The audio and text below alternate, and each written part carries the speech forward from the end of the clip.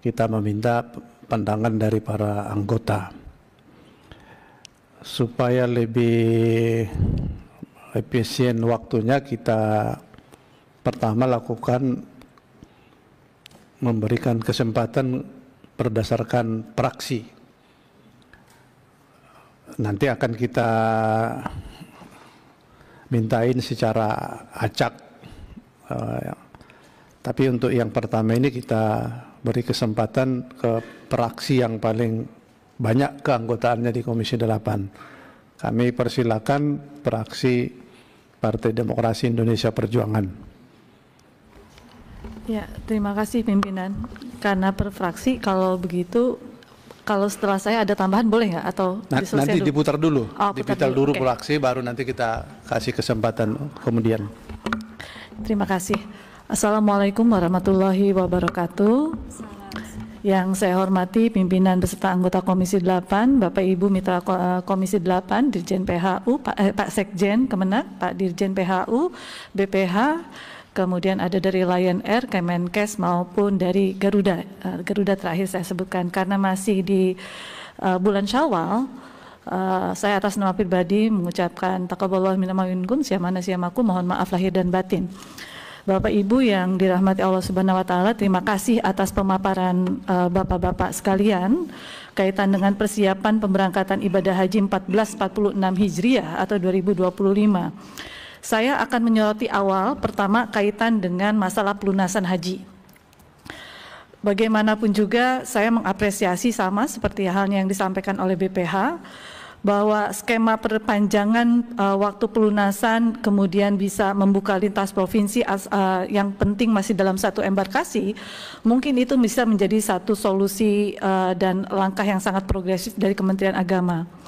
Tetapi yang menjadi catatan kami untuk beberapa provinsi besar seperti halnya Jawa Barat, DKI, Sumatera Selatan, dan Gorontalo, kalau kita melihat DKI mungkin bisa beririsan embarkasinya dengan Jawa Barat. Artinya kita masih bisa, tapi kan kenyataannya mereka sama-sama belum lunas, gitu kan, masih ada kendala.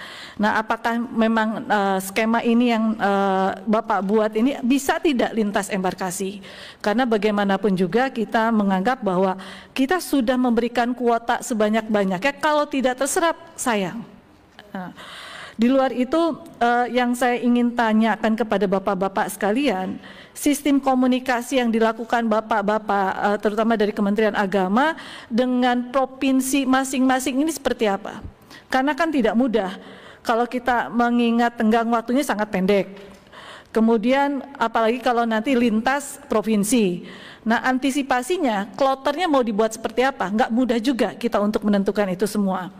Yang berikutnya saya mengapresiasi yang disampaikan oleh BPH bahwa dengan pelayanan haji wada terakhir oleh Kementerian Agama ini, maka ini bisa menjadi titik awal persiapan dari BPH untuk bisa memberikan pelayanan di 1447 Hijriah yang akan datang. Disampaikan bahwa akselerasi SOTK sudah dipersiapkan, kemudian SOP-nya sudah disiapkan, tapi perlu menjadi catatan hari ini instrumennya masih adalah instrumen dari Kementerian Agama. Maka perlu ada seleksi yang lebih mendalam. Jangan sampai kita membeli kucing dalam karung. Kira-kira yang cocok untuk bisa melaksanakan tugas-tugas di tingkat provinsi, di kabupaten maupun kecamatan seperti apa? Itu catatan saya. Yang berikutnya lagi kaitan dengan pelunasan tadi. Saya hanya ingin men-spill saja kepada Kementerian Agama khususnya Dirjen PHU. Kalau kita berbicara jumlah jemaah reguler ada 203.320 jamaah. Kemudian Bapak tadi menyampaikan yang murur saja sekitar 50.000 lebih. Artinya mereka dari Arafah melintasi Musdalifah langsung ke hotel. Kemudian Bapak tadi sempat menyampaikan ada tanazul yang diupayakan sama seperti murur. Artinya setelah dia dipercepat, tetapi mereka tidak balik ke Mina, tapi langsung ke hotel, gitu kan? Yang tanazul ada sekitar 37.000 jamaah.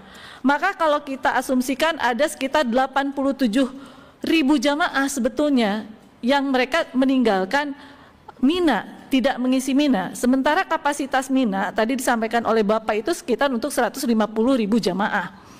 Nah, artinya saya harus menegaskan lagi kepada Bapak-Bapak sekalian, kalau memang skema ini akan kita terapkan, maka pelayanan yang diberikan oleh syarikah kepada jamaah kita jangan sama seperti tahun-tahun sebelumnya. Dengan jumlah kuota 221.000, ya 203.000 untuk jamaah reguler, tetapi hari ini mereka merasakannya tidak lebih nyaman. Harusnya kan hanya untuk 120.000 kalau tadi 87. Logikanya mahtab mereka yang ada di Mina itu harus sama persis seperti waktu kita memberangkatkan jamaah tahun 2022 yang memang skenarionya hanya setengah dari jumlah kuota jamaah. Kalau ternyata syarikah masih memberikan tempatnya sama seperti untuk 3.000 jamaah haji, berarti kita harus memberikan one prestasi kepada syarikah tadi. Logikanya kan 50.000 dia langsung di hotel, kemudian 37 yang tanazul juga dikembalikan ke hotel, berarti ada 87.000 jamaah. Nah, ini yang menurut saya menjadi perlu perhatian kita agar nanti tidak ada miss antara kita dengan pihak syarikah. Kemudian yang menjadi catatan berikutnya, menurut saya kaitan dengan pembatasan usia. Karena bagaimanapun juga, kalau tahun depan itu menjadi ranahnya BPH, maka lobby-lobby tingkat tinggi ini harus bisa dilakukan kembali. Kalau memang tidak bisa, kemudian Saudi Arabia menerapkan pembatasan usia di atas 90 tahun baru berlaku di tahun depan, dan kita tidak bisa melakukan lobby, bagaimana nasib jamaah kita yang waiting listnya sudah menunggu sekitar 20 tahun lebih, bahkan 49 tahun lebih, dan usia mereka sudah di atas 90 tahun. Harus ada skenario juga yang dibuat oleh BPH maupun Kementerian Agama agar tidak ada kekecewaan kepada para jamaah yang menunggu lama tadi. Kemudian saya juga ingin memastikan kepada ibu bapak sekalian kaitan dengan anggaran APBD kabupaten kota yang hari ini juga mereka mengalami efisiensi. Kebanyakan mereka kan juga melakukan hibah kepada Kemenak kabupaten kotanya untuk persiapan pemberangkatan dan pemulangan jamaah haji. Dari sekian banyak kabupaten kota, apakah masih ada catatan dari Kemendak kabupaten kota mana yang merasakan masih ada kesulitan akibat tidak adanya anggaran untuk persiapan pemberangkatan dan kepulangan haji? Kemudian yang menjadi sorotan kami berikutnya kaitan dengan apa yang disampaikan pihak Garuda maupun Lion Air. Saya mengapresiasi bapak-bapak sekalian berupaya untuk memberikan keterbukaan kepada kami. Tetapi keterbukaan tadi menjadi catatan menarik buat saya karena bapak-bapak berupaya jujur, ada dari Garuda ada 36 slot yang kemungkinan dia masih menunggu jawaban dan kepastian. Pertanyaan saya sama seperti yang disampaikan oleh Pak Marwanda Sopang. 36 slot ini berlaku untuk kepemulangan jamaah gelombang 1 apa gelombang 2? Kalau gelombang 1, biasanya mereka berarti berada di Mekah. Dari Mekah menuju ke Madinah itu butuh waktu 4,5 jam lebih, kalau pakai bus bisa 5 jam. Dan ini juga akan mengganggu terkait dengan suplai logistik. Maka saran dari BPH jangan ada delay, tetap kita harus membuat mitigasi resiko. Tanggung jawab siapa ini? Tahun lalu kita merasakan sendiri, kami masih ada di sana, masih ada di Saudi Arabia. Bagaimana Garuda ada perubahan slot yang harusnya jamaah berangkat jam 7 pagi, mereka baru diangkatnya 1 hari kemudian dan mereka sudah keluar dari hotelnya. Nah, ini jangan sampai terulang kembali pimpinan. Kaitan dengan pemberangkatan slot untuk penerbangan tadi. Saya berharap bukan hanya Garuda tetapi Lion Air maupun Saudi Arabia bisa memberikan kepastian kepada kami. Kami membuka layanan 24 jam kepada para jamaah. Tetapi kan mereka tidak paham siapa yang bertugas menangani itu semua. Kemudian kaitan dengan Arba'in, saya sepakat dengan yang disampaikan oleh Pak Ketua. Perubahan slot kalau itu ada di Madinah, maka otomatis dia juga harus memperpanjang hotel yang ada di sana. Yang saya ragukan kembali adalah kaitan di tahun 2024. Saat ada perubahan slot, maka akan mengganggu terhadap jamaah arba'in yang ada di Madinah.